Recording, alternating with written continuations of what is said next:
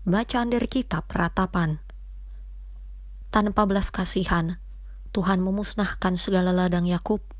Ia menghancurkan dalam amarahnya benteng-benteng putri Yehuda.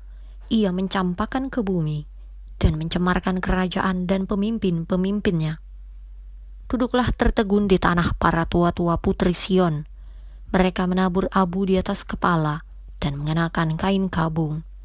Darah-darah Yerusalem menundukkan kepalanya ke tanah. Mataku kusam dengan air mata, remuk redam hatiku. Hancur habis hatiku karena keruntuhan putri bangsaku. Sebab jatuh pingsan kanak-kanak dan bayi di lapangan-lapangan kota.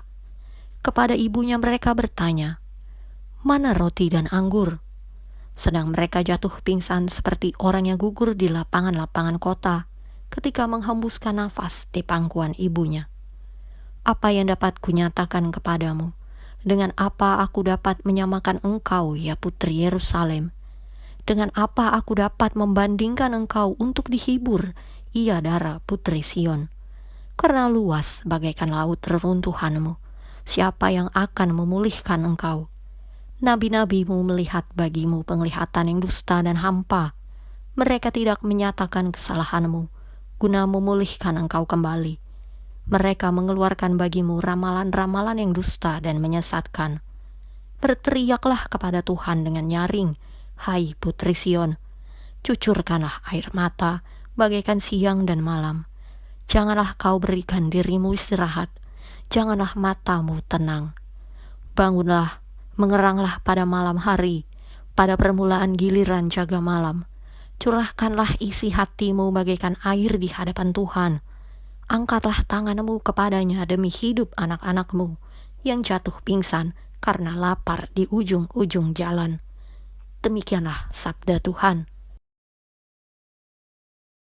Ya Tuhan, janganlah kau lupakan terus-menerus umat-Mu yang tertindas.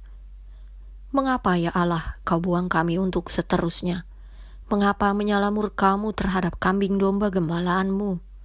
Ingatlah akan umat-Mu yang telah kau peroleh pada zaman purbakala, yang kau tebus menjadi bangsa milik-Mu sendiri.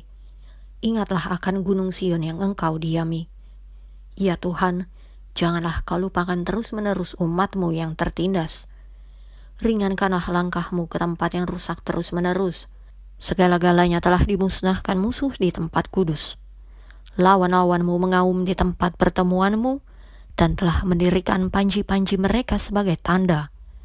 Kelihatannya seperti orang mengayunkan tinggi-tinggi sebuah kapak kepada kayu-kayuan yang lebat. Ya Tuhan, janganlah kau lupakan terus-menerus umat-Mu yang tertindas. Dan sekarang ukir-ukirannya seluruhnya dipalu mereka dengan kapak dan beliung. Mereka menyulut tempat kudus-Mu dengan api. Mereka menajiskan tempat kediaman nama-Mu sampai pada tanah. Ya Tuhan, janganlah kau lupakan terus-menerus umat-Mu yang tertindas. Pandanglah kepada perjanjian, sebab tempat-tempat gelap di bumi penuh sarang-sarang kekerasan. Janganlah biarkan orang yang terinjak-injak kembali dengan kena noda. Biarlah orang sengsara dan orang miskin memuji-muji nama-Mu. Ya Tuhan, janganlah kau lupakan terus-menerus umat-Mu yang tertindas. Bacaan Injil menurut Santo Matius. Ketika Yesus masuk ke Kapernaum, datanglah seorang perwira mendapatkan dia dan memohon kepadanya, "Tuan, hambaku terbaring di rumah karena sakit lumpuh, dan ia sangat menderita." Yesus berkata kepadanya, "Aku akan datang menyembuhkannya."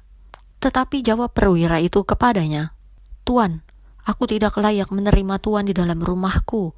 Katakan saja sepatah kata, maka hambaku itu akan sembuh. Sebab aku sendiri seorang bawahan, dan di bawahku ada pula prajurit. Jika aku berkata kepada salah seorang prajurit itu, 'Pergi,' maka ia pergi, dan kepada seorang lagi, 'Datang,' maka ia datang. Ataupun kepada hambaku, 'Kerjakanlah ini,' maka ia mengerjakannya."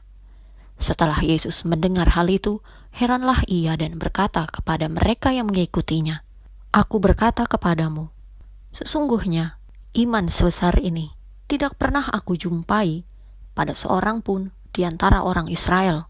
Aku berkata kepadamu, banyak orang akan datang dari timur dan barat, dan duduk makan bersama-sama dengan Abraham, Ishak, dan Yakub di dalam kerajaan sorga. Sedangkan anak-anak kerajaan itu akan dicampakkan ke dalam kegelapan yang paling gelap. Di sanalah akan terdapat ratap dan kertak gigi. Lalu Yesus berkata kepada perwira itu, "Pulanglah dan jadilah kepadamu seperti yang kau percaya." Maka pada saat itu juga sembuhlah hambanya. Setibanya di rumah Petrus, Yesus pun melihat ibu mertua Petrus terbaring karena sakit demam. Maka dipegangnya tangan perempuan itu, lalu lenyaplah demamnya. Ia pun bangunlah dan melayani dia. Menjelang malam, dibawalah kepada Yesus banyak orang yang kerasukan setan, dan dengan sepatah kata, Yesus mengusir roh-roh itu dan menyembuhkan orang-orang yang menderita sakit. Hal itu terjadi supaya genaplah firman yang disampaikan oleh Nabi Yesaya. Dialah yang memikul kelemahan kita dan menanggung penyakit kita. Demikianlah Injil Tuhan.